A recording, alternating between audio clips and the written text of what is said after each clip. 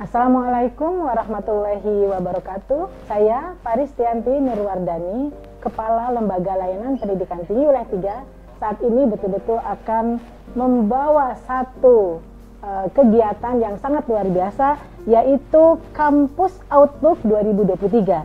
Hari ini kita akan mendiskusikan dengan beberapa tamu istimewa dari Lembaga Layanan Pendidikan Tinggi Wilayah 3 DKI Jakarta yang akan bertema Merdeka Belajar Kampus Merdeka dan Transformasi Perguruan Tinggi, sebuah terobosan berani yang penuh arti.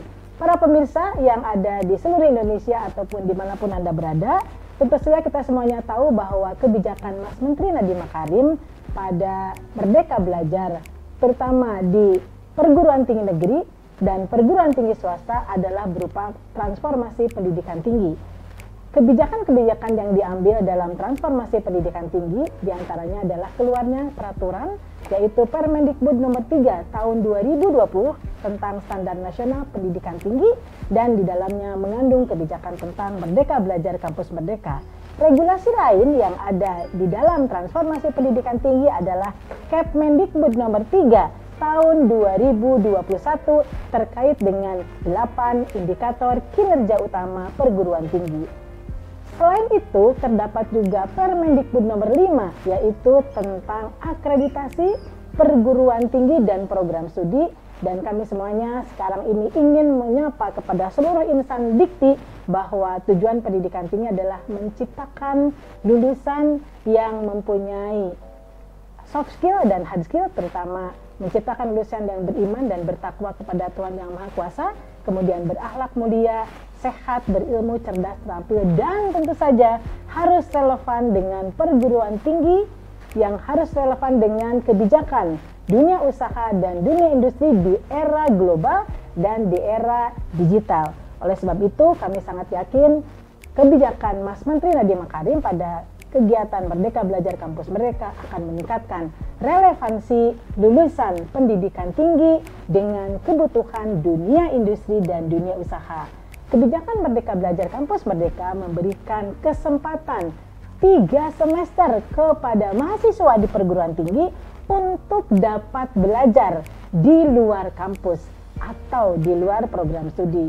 Salah satu kebijakan MBKM yang paling ngetop di kegiatan MBKM adalah IISMA, juga magang, serta studi independen bersertifikat. Kami sangat yakin berbagai macam kebijakan Merdeka Belajar Kampus Merdeka akan meningkatkan relevansi lulusan dengan kebutuhan industri, dunia usaha pada era digital dan era global. Kami juga sangat yakin Merdeka Belajar Kampus Merdeka akan membuat soft skill dan hard skill para lulusan dari perguruan tinggi menjadi betul-betul siap untuk bekerja atau siap untuk membuat startup sebagai seorang yang mandiri, atau juga siap untuk melanjutkan studi lanjut ke strata berikutnya, apakah itu strata S2 maupun strata 3 yang akan menjadikan seseorang menjadi magister dari S2 atau menjadi doktor dari S3. Bapak Ibu yang kami muliakan, para pemirsa di seluruh Indonesia dan dimanapun berada, kami sangat yakin Merdeka Belajar Kampus Merdeka akan menyiapkan soft skill dan hard skill, dan perguruan tinggi diberikan otonomi kampus untuk mengimplementasikan Merdeka Belajar Kampus Merdeka. Kami juga sangat yakin kegiatan-kegiatan Merdeka Belajar Kampus Merdeka diberikan berbagai macam insentif oleh Mas Menteri Nadiem Makarim yang didukung dan diimplementasikan kebijakannya melalui Direktorat Jenderal Pendidikan Tinggi Ristek dan didukung juga oleh Sekjen Kemendikbudristek. Kami sangat yakin kita semuanya bisa menjaga relevansi pendidikan tinggi dengan dunia usaha dan dunia SDG. Pemirsa, jangan kemana-mana dulu, kita masih akan bertemu dengan 2 orang narasumber, yaitu Profesor Dr. Insinyur Ari Purbayanto dan Bapak Rektor Dani Untar, yaitu Profesor Dr. Insinyur Agustinus Purna Irawan, dan kami sangat yakin kegiatan hari ini akan memperkuat di kegiatan Kampus Outlook 2023. Pemirsa, jangan kemana-mana dulu, masih ada 2 narasumber penting, yaitu Bapak Profesor Dr. Insinyur Ari Purbayanto Ketua Dewan Eksekutif BAN PT dan Bapak Rektor Untar, yaitu Profesor Dr. Insinyur Agustinus Purna Irawan. Tetaplah bersama kami di Kampus Outlook 2023.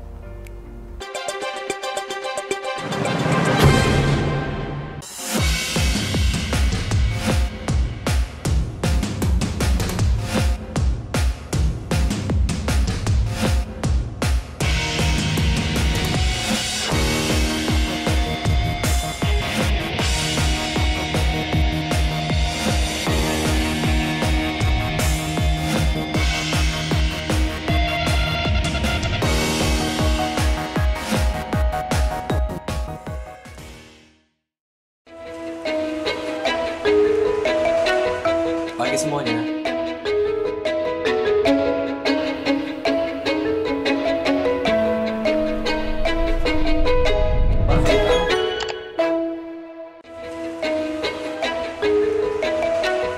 Pagi semuanya.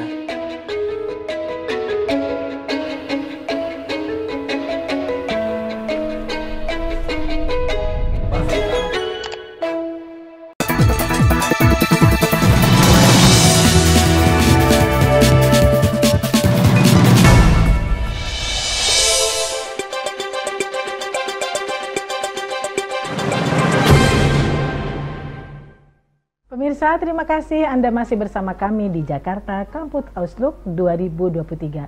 Seperti yang sudah sampaikan sebelumnya bahwa hari ini kita kedatangan tamu istimewa 2 orang, yaitu narasumber kita yang sangat luar biasa dan sangat terkenal, Bapak Profesor Dr. Insinyur Ari Purbayanto selaku Ketua Dewan Eksekutif BAN PT. Dan kali ini kita juga kedatangan tamu istimewa, yaitu Bapak Rektor Universitas Tarumanegara, Profesor Dr. Insinyur Agustinus Purna Irawan selaku Rektor Universitas Tarumanegara, dan beliau juga adalah hebat loh, pakar ilmu teknik dan pernah bekerja di perusahaan pesawat terbang dan juga otomotif. Bapak Ibu, kita akan berbincang-bincang dengan 2 narasumber istimewa. Hari ini kita akan berbincang-bincang tentang Jakarta Kampus Outlook 2023. Kami sangat berterima kasih kepada Prof. Ari dan Prof. Agustinus yang hari ini betul-betul menyiapkan waktunya untuk sharing, dan kita akan berdiskusi. Kepada Prof. Ari, di tahun 2023 ini tentu Prof. Ari sangat sibuk ya Pak, tapi kami sangat yakin Prof. Ari ini untuk peningkatan mutu pendidikan tinggi sebagai Ketua Dewan Eksekutif BAN PT selalu siap untuk memberikan tip and tricks ya kepada seluruh perguruan tinggi. Tapi ngobrol-ngobrol tentang kebijakan Mas Menteri Nadiem Makarim yang sangat luar biasa nih Pak, yaitu Merdeka Belajar, Kampus Merdeka, dan indikator kinerja utama perguruan tinggi. Tentu ini merupakan terobosan istimewa dan berani, tapi kami yakin terobosan Mas Menteri akan meningkatkan relevansi lulusan. Ini Prof. Ari sebagai satu lembaga yang menaungi penjaminan mutu eksternal, yang punya standar yang luar biasa dan harus diimplementasikan secara nasional. Bagaimana BAN PT melakukan penterjemahan terhadap kebijakan Merdeka Belajar, Kampus Merdeka, dan 8 indikator kinerja utama yang kemudian harus mengakomodasi kebijakan tersebut dalam berbagai macam instrumen-instrumen BAN PT. Mohon izin untuk sharing dengan seluruh pemirsa kami. Bersyukur kami berdua narasumber berada di sini, dan ini sangat penting bagi kita membicarakan Outlook Kampus 2023. Saya ingin menjelaskan bahwa kebijakan Pak Menteri ini adalah kebijakan yang luar biasa, dan seharusnya memang disiapkan dengan baik, persiapan dari perguruan tinggi dalam hal manajemen, juga persiapan dari dosen dan mahasiswanya. Dan sesungguhnya BAN PT sudah menyiapkan kriteria sejak awal, karena kita masih tetap mengacu kriteria 9. Dan kriteria 9 di situ sebenarnya rumahnya sudah kami siapkan. Pak Menteri memberikan jalan bagaimana mengisi kriteria penilaian yang sudah kami tetapkan itu dengan evidence activity yang tentunya ini sangat penting bagi penilaian kami sehingga kami bisa memberikan nilai yang optimum kepada setiap program studi maupun perguruan tinggi. Sebagai contoh, Pak Menteri memberikan jalan untuk mahasiswa memilih untuk magang di perusahaan, untuk mereka juga melakukan kegiatan proyek mungkin di desa dan kegiatan lainnya. Dan ini adalah bentuk bukti evidence yang bisa kita potret di dalam kriteria kami, yaitu luaran dan capaian Tridharma. Dan ini yang selama ini perguruan tinggi tidak tahu bagaimana mengisi kriteria yang sudah kami sediakan. Dan Pak Menteri memberikan jalan, dan potretnya sebenarnya di kriteria tersebut sudah ada. Hanya selama ini perguruan tinggi aktivitas apa, dan Pak Menteri sudah memberikan aktivitas itu sebenarnya untuk meningkatkan kompetensi lulusan. Mengapa selama ini akreditasi kita juga belum bagus? Karena memang kriteria yang disediakan ada 9 kriteria belum terisi sepenuhnya, sehingga nilainya kan rendah. Karena itu dengan program MBKM, salah satunya mahasiswa, maka dia akan memenuhi kriteria luaran dan capaian dan juga kriteria mahasiswa. Di situ prestasi mahasiswa, kriteria dengan lulusan yang cepat mendapatkan pekerjaan. Selama ini kan mereka lulus dengan nilai bagus, tapi hands on terhadap industri kurang. Mereka tidak memiliki kepercayaan diri karena soft skillnya kurang. Jadi justru itu MBKM ini nanti akan mendapatkan nilai yang optimum, dan saya yakin kalau ini dilakukan dengan baik, saya yakin kami memotret penjaminan mutu eksternal ini, tentu upaya untuk meningkatkan kualitas ini akan terus diperoleh, dicapai oleh perguruan tinggi maupun program studi. Saya pikir itu. Wah, luar biasa nih ya, Prof. Ari ini sebagai Ketua Dewan Eksekutif BANPT langsung menerjemahkan kebijakan Permendikbud 3 tentang Standar Nasional Pendidikan Tinggi insert kepada kriteria yang ada di BANPT. Jadi tidak usah khawatir, seluruh perguruan tinggi kalau menerapkan implementasi MBKM maka terpotret output dan outcome dari oleh BANPT. Kemudian sekarang nih kita dapat rektor yang sangat masih muda, sering menjadi teman diskusi nih dari LEDIK Wilayah 3, terutama bagaimana beliau punya tip and trick dari mulai menerjemahkan kebijakan menteri, terutama terkait dengan kebijakan Merdeka Belajar Kampus Merdeka. Pastinya pada saat mendapatkan permen baru Pak, tentang Permendikbud nomor 3 tahun 2020, pastinya semua rektor melakukan berbagai macam modifikasi dari mulai regulasi, sistem, dan yang paling penting adalah memodifikasi mindset dari dosen dan dosen. Saya tuh sangat luar biasa mengamati Untar. Dimanapun kebijakan yang disampaikan oleh para menteri, termasuk kebijakan MBKM, Untar tuh selalu menjadi nomor 1 dalam melakukan implementasi. Bagaimana Pak Rektor membuat kebijakan di Untar sehingga MBKM berhasil di Untar, dan saya dengar-dengar nih Pak Rektor mendapatkan hibah karena nomor 1 MBKM-nya yaitu mendapatkan hibah 500 juta dari Pak Dirjen Diktiristek ya, dan langsung disumbangkan untuk korban bencana gempa di Cianjur. Mohon izin Pak Rektor, bagaimana melakukan implementasi regulasi tersebut? Baik, terima kasih Ibu Kalem, Prof. Ari, terima kasih seluruh pemirsa kesempatan diberikan kepada Universitas Tarumanegara untuk bergabung pada acara hari ini.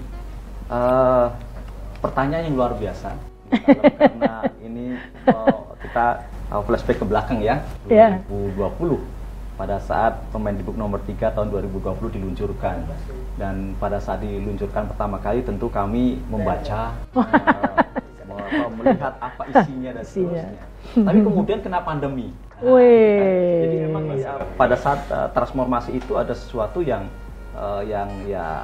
ada men-trigger untuk kita berkembang, tapi sekaligus ada sesuatu juga yang mendorong kita untuk berbenah gitu ya. Karena pandemi. Nah, pada saat itu kami kemudian merancang karena Untar itu pada prinsipnya adalah taat asas dan taat aturan terhadap semua peraturan yang dikeluarkan oleh pemerintah. Meskipun memang ada otonomi perguruan tinggi, tetapi kami terus selalu mengacu pada pedoman-pedoman atau aturan-aturan main yang dikeluarkan oleh pemerintah, gitu ya. Ya.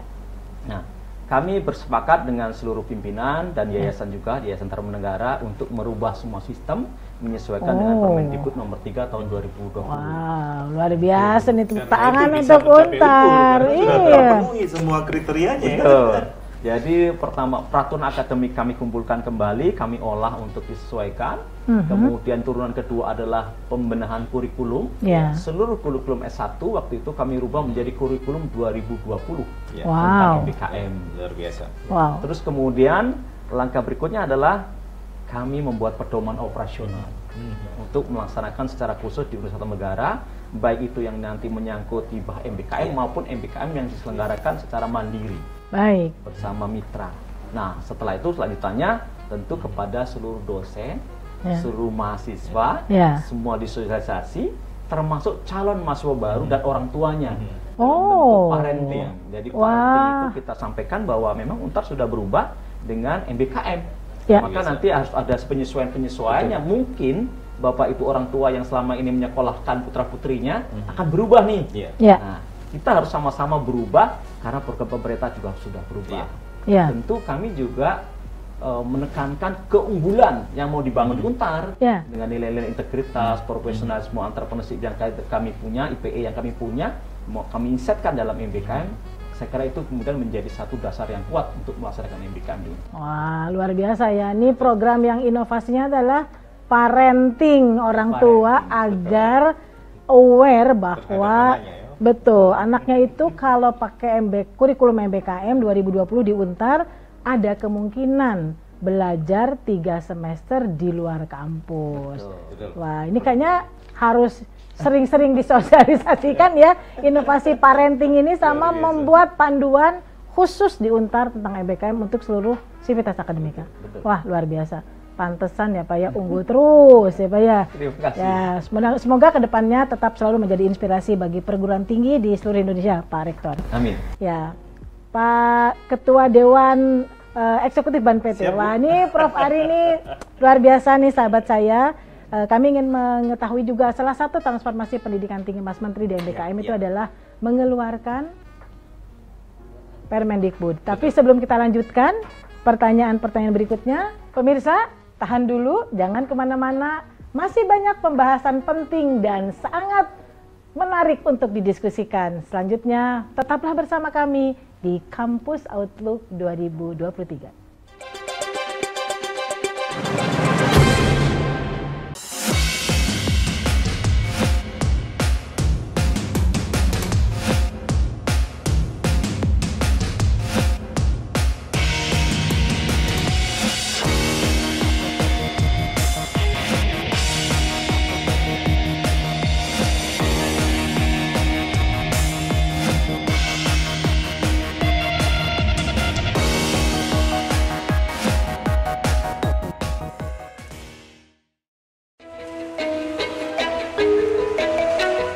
Pagi semuanya.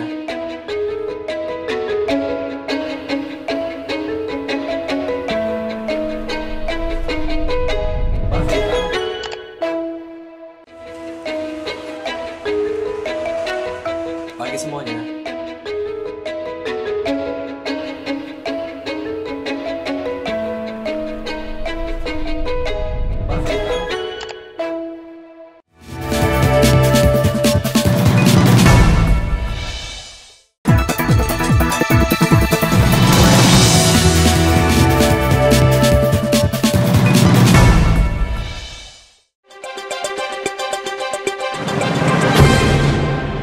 Hai pemirsa, kembali lagi di Kampus Outlook 2023. Mari kita lanjutkan kembali obrolan istimewa ini pada episode yang sangat luar biasa. Kembali lagi kami ke sahabat saya yang pernah menjadi atase pendidikan di KBRI Manila selama 5 tahun dan sudah melanglang buana ya ke beberapa puluh negara saya kiranya Prof Ari ya. Kuala Lumpur. Baik, Prof Ari, pada saat melakukan kegiatan transformasi pendidikan tinggi, ada salah satu Permendikbud yang khusus ditujukan kepada Ban PT. yaitu Permendikbud nomor 5 tahun 2020 tentang akreditasi program studi dan perguruan tinggi.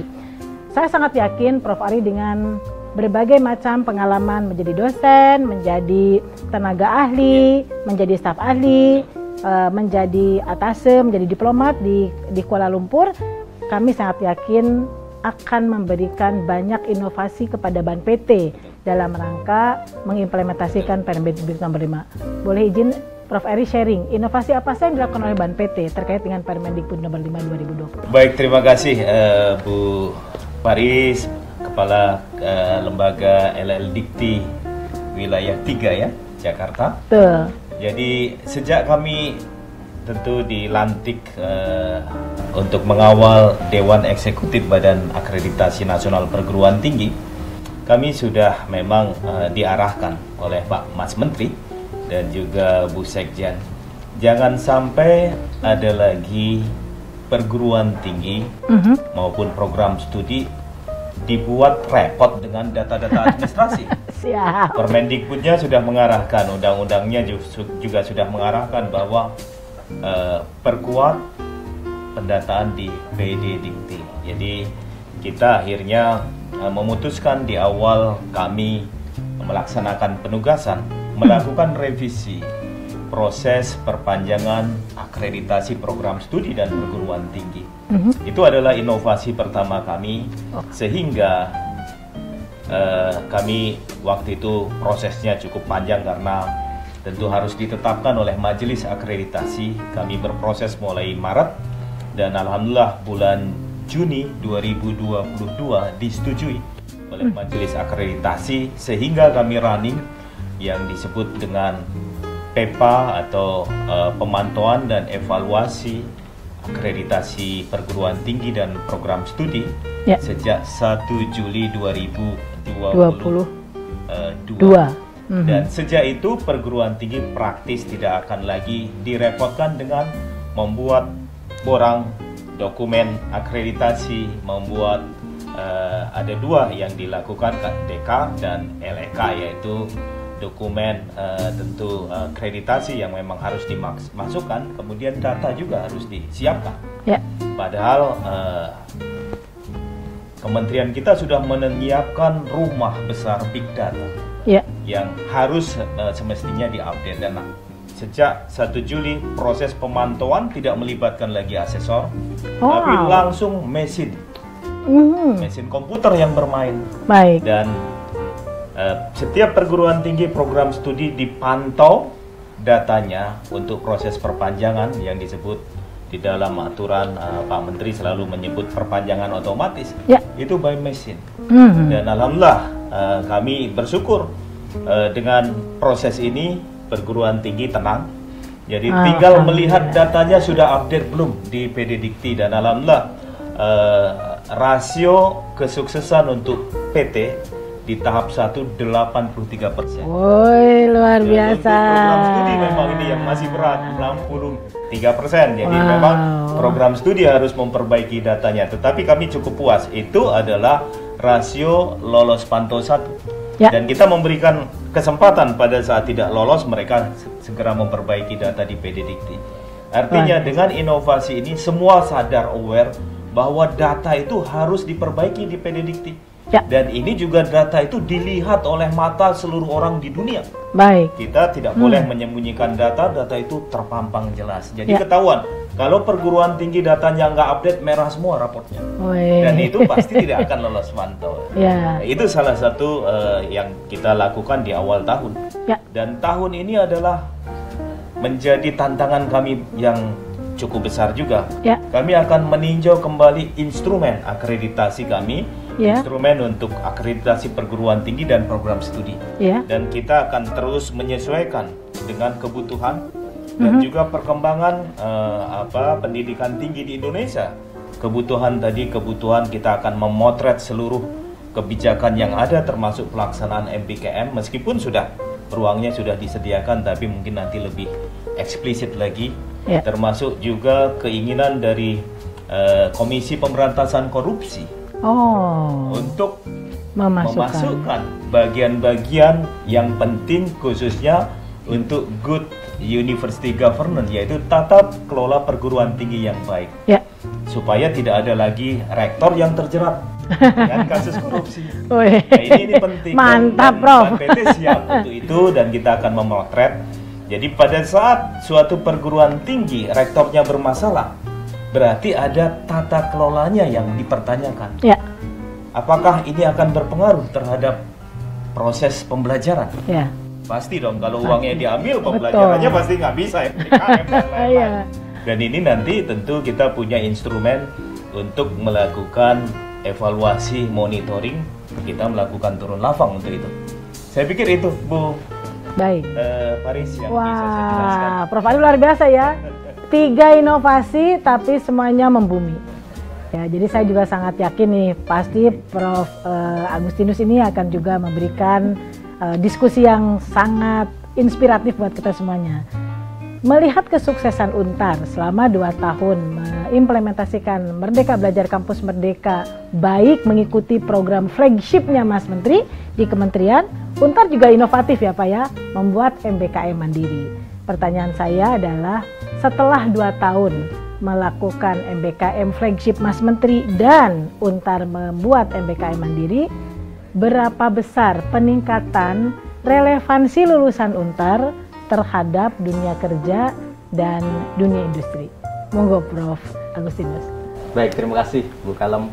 Memang program ini kami memandang satu program yang luar biasa ya, MBKM ini. Tadi Prof Ari sudah sampaikan, sebenarnya hasil-hasil luaran dari MBKM sendiri itu sudah matching dengan banyak hal di dalam proses-proses kita, baik proses pembelajaran maupun proses akreditasi dan juga peningkatan reputasi perguruan tinggi.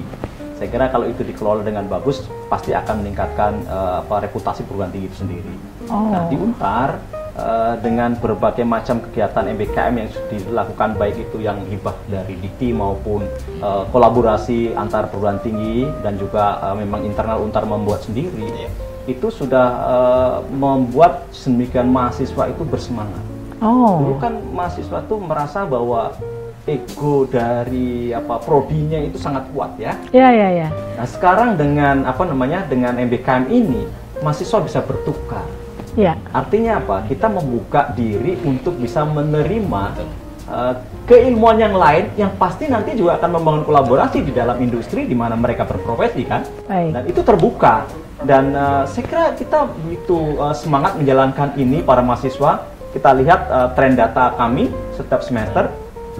Awal itu kami mempunyai MBKM kurang lebih 2.500-an, kemudian meningkat menjadi 3.000. Semester ini mungkin sekitar 3.500 sampai 4.000 mahasiswa. Wow. MBKM dengan berbagai macam cara. Dan kemudian pada saat pandemi kami membuat sendiri MBKM yang diselenggarakan UNTAR, yaitu pertukaran mahasiswa internasional secara online. Kami melibatkan ada 9 negara. Wah, luar biasa. Ada 700 mahasiswa dari seluruh internasional. Kemudian pertukaran mahasiswa nasional kami buat, bahkan kami dapat muri waktu itu karena di masa pandemi tahun 2020-2021 itu 37 perguruan tinggi terlibat, 1.000 mahasiswa terlibat. Wah, luar biasa. Dan durasinya panjang karena durasi itu kami menghitungnya adalah ini akan dikeluarkan sertifikat berapa SKS untuk mahasiswa ini. Sehingga ada kegiatan yang panjang, kemudian juga ada kegiatan terstruktur, ada outcomes yang dihasilkan dalam bentuk paper, tulisan, project, dan itu membuat mahasiswa makin makin mempunyai kepercayaan diri. Dan sekarang kami juga MBKM-nya sudah lari ke pertukaran mahasiswa internasional. Kami mengirimkan mahasiswa ke Jerman, kami mengirimkan mahasiswa ke Taiwan, mereka juga kirimkan ke UNTAR. Jadi inbound outbound itu sekarang sudah jalan sangat baik. Nah, ini adalah dampak dari MBKM saya kira. Wah, luar biasa. Dan saya yakin mahasiswa-mahasiswa yang mengikuti MBKM ini akan mempunyai satu performance, satu portofolio yang kuat yang nanti bisa dia pakai dalam dunia profesi. Wah, ini luar biasa ya. Apa informasi dari Pak Rektor UNTAR. Saya juga sangat surprise Pak, MBKM di UNTAR dapat muri. Luar biasa. Pemirsa, sangat menarik bukan diskusi kita dengan 2 narasumber istimewa. Kita akan ada pembahasan yang tidak kalah menariknya di segmen selanjutnya. Maka Tetaplah bersama kami hanya di Kampus Outlook 2023.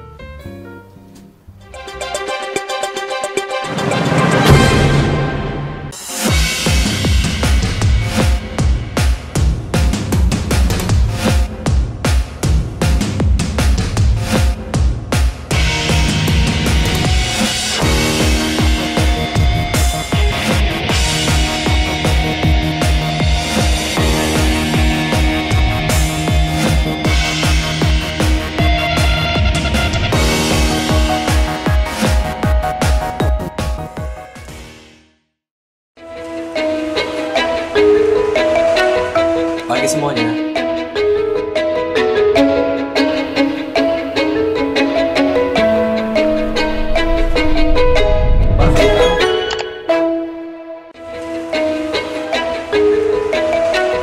Pagi semuanya.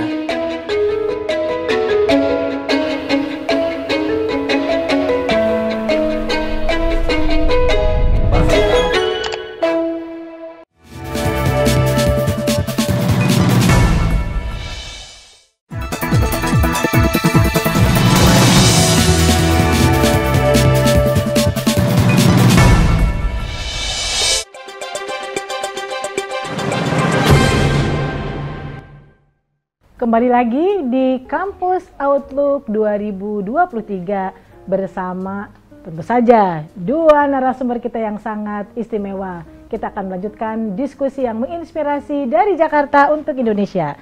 Prof. Ari, ini kan Ban PT inovasinya sudah sangat luar biasa.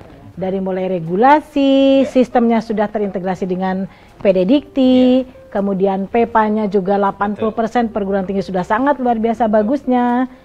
Saya ingin sekarang agak lebih sedikit mendetail bagaimana peran aktif Ban PT untuk meningkatkan relevansi lulusan dari perguruan tinggi agar betul-betul fleksibel dan adaptif mencari kerja di era industri 4.0 dan era digital. Terima kasih Bu Kalem. Jadi Ban PT memiliki kewenangan untuk pelaksanaan penjaminan mutu eksternal perguruan tinggi dan juga program studi yang belum memiliki LAM atau lembaga akreditasi mandiri. Dalam hal ini tentu peran Ban PT bukan hanya melakukan proses akreditasi, tapi juga ada kewenangan yang dititipkan untuk senantiasa meningkatkan kualitas perguruan tinggi termasuk juga relevansi dari pembelajaran sehingga lulusannya ini mudah diserap di pasar kerja. Dalam konteks ini, Ban PT tentu bekerja sama dengan Direktorat Kelembagaan karena kami tentu dalam kelembagaan bersama dengan Direktorat Kelembagaan dalam proses peningkatan kualitas termasuk juga relevansi lulusan perguruan tinggi dan program studi. Kami di tahun lalu saja kami sudah memiliki program bersama untuk percepatan proses akreditasi perguruan tinggi. Dan tahun ini pun juga kita akan melakukan terkait dengan bagaimana agar lulusan ini memiliki relevansi yang bagus. Dan ini tentu sangat terkait sekali dengan kebijakan Mas Menteri, yaitu program MBKM. Pada saat program MBKM ini dijalankan seluruh perguruan tinggi, ini akan tercipta hubungan kerjasama yang baik dengan industri, dengan perguruan tinggi di luar Indonesia, dan berbagai perguruan tinggi swasta juga memiliki kerjasama yang baik dengan perguruan tinggi negeri terbaik di Indonesia. Dengan itu, ini penting sekali karena kerjasama itu dimanfaatkan dalam proses perbaikan kurikulum. Karena relevansi tentu pembelajaran ini akan tercapai apabila kurikulumnya juga diupdate. Dan mereka sudah memiliki mitra yang baik tentu dalam proses updating kurikulum. Ini tentu mudah sekali melibatkan mitra mereka, perguruan tinggi yang memiliki akreditasi sudah baik, juga tadi mitra industri. Sehingga saya yakin dengan pola yang demikian Ban PT juga terus melakukan pembinaan. Saya yakin pada saatnya nanti tidak lama lagi, mungkin kalau menurut saya 2-3 tahun ke depan sudah akan banyak kampus-kampus yang akan mencapai peringkat akreditasi unggul. Terlebih kalau kampus-kampus tadi melakukan branding ke Universitas Tarumanegara yang mereka mengisi ruang-ruang kriteria kami tadi, 9 kriteria diisi tadi, sehingga mendapatkan nilai yang optimum dan pasti itu akan tercapai. Untuk mendapatkan peringkat akreditasi unggul. Saya pikir itu. Wah, luar biasa nih ya, Ban PT sangat proaktif ya untuk mempercepat peningkatan relevansi lulusan dengan dunia industri di era digital dan era industri 4.0. Hari ini juga kita tetap akan selalu mendapatkan quote-quote dari orang-orang terkenal. Pak Rektor, nih quote Mas Menteri yang sangat terkenal adalah, beliau menyatakan nih, Mas Menteri Nadiem Makarim, tiada inovasi tanpa kolaborasi.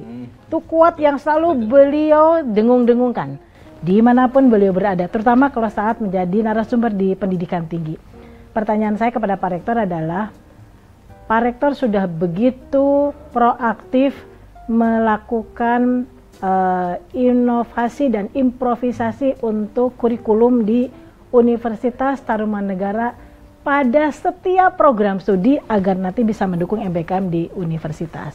Pertanyaan saya adalah, bagaimana Pak Rektor meyakinkan ya, industri yang kadang-kadang kan sulit sekali ya kalau mau diajak kerjasama dengan perguruan tinggi. Nah, gimana Pak Rektor menjalin kolaborasi sehingga banyak sekali inovasi yang ada di Untar. Monggo Pak Rektor.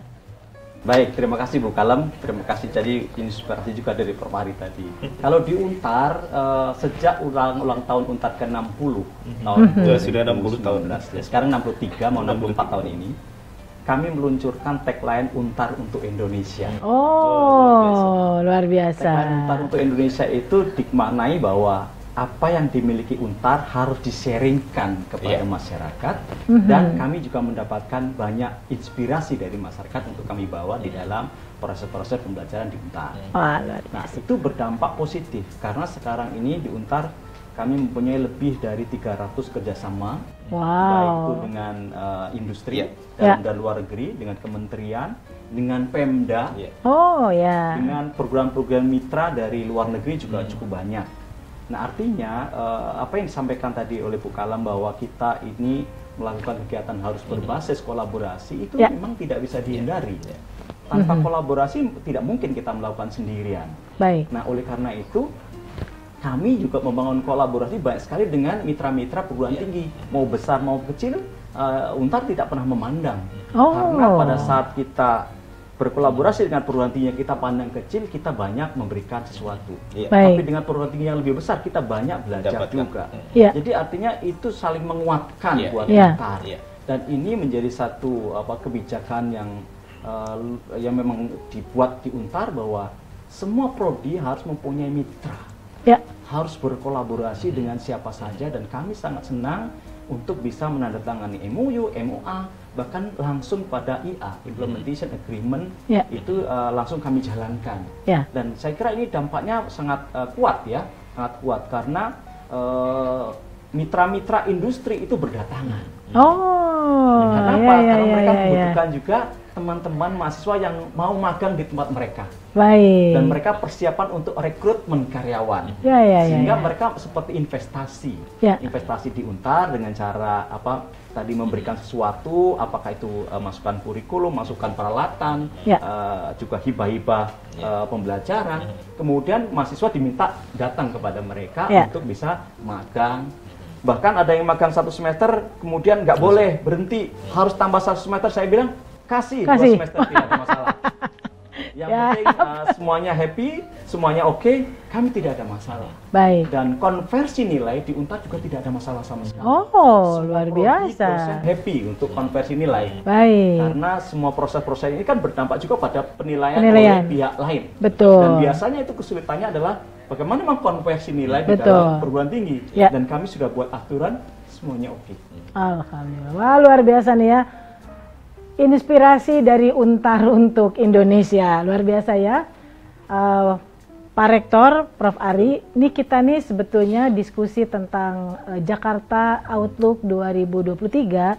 Ini betul-betul kita akan memberikan berbagai macam informasi, data, tip and tricks tentang Merdeka Belajar Kampus Merdeka, sebuah kebijakan yang sangat berani tapi penuh arti untuk meningkatkan relevansi pendidikan tinggi di Indonesia, khususnya ada lulusan dari perguruan tinggi di Indonesia. Dan kita nanti akan meminta tolong Bapak berdua untuk menjawab beberapa pertanyaan dari para pemirsa. Bapak Ibu sekalian, setelah yang satu ini kita masih ada pembahasan yang sangat penting dan juga akan tetap di segmen Kampus Outlook 2023.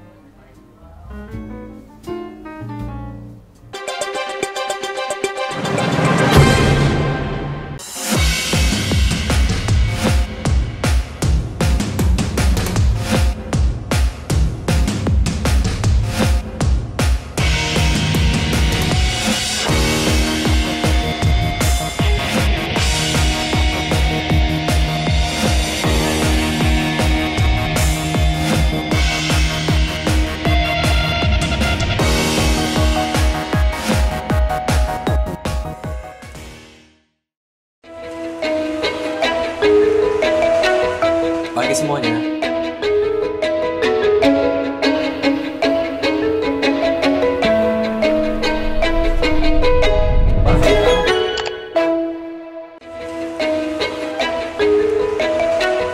Pagi semuanya.